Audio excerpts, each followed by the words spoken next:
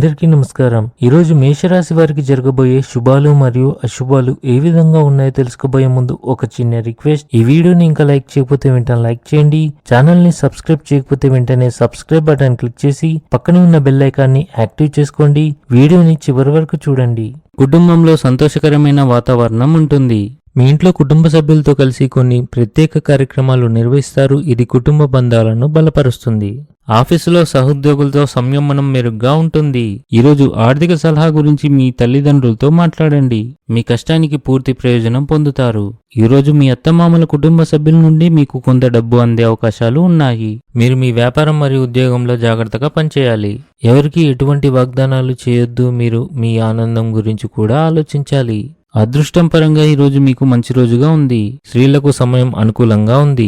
మీరు ఏదైనా పనిని చేసే బాధ్యతను తీసుకున్నట్లయితే దాన్ని పూర్తి చేయడంలో కొంత జాప్యం జరగవచ్చు. దాని కారణంగా ప్రజలు మీపై కోపం తెచ్చుకోవచ్చు. కార్యాలయంలోని అధికారులు సమస్యలను పరిష్కరిస్తారు. మీ దినచర్య మరియు ఆహారపు అలవాట్లపై ప్రత్యేక శ్రద్ధ వహించండి. భవిష్యత్తు గురించి మీ ఆందోళన తగ్గుతుంది. క్రీడల ద్వారా మీరు శారీరక మరియు మానసిక ఆరోగ్యం మెరుగుపరుచుకోవచ్చు. ఇది మీ జీవన శైలిని సానుకూలంగా మారుస్తుంది. మీరు మీ ఇంటిని పునరుద్ధరించడానికి కూడా మంచి మొత్తాన్ని ఖర్చు చేయవచ్చు. సంబంధాల్లో ఆకస్మికత మరియు చురుకుదనాన్ని కొనసాగించండి. మొండితనం మానుకోండి. ఈరోజు మీ ఆధ్యాత్మిక జ్ఞానంలో వృద్ధి చెందే రోజుగా ఉంది.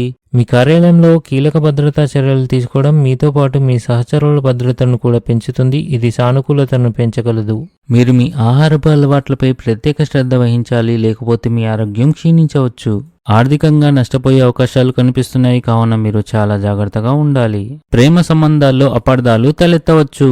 నిరుద్యోగులు కొంత ఆందోళనకు గురవుతారు.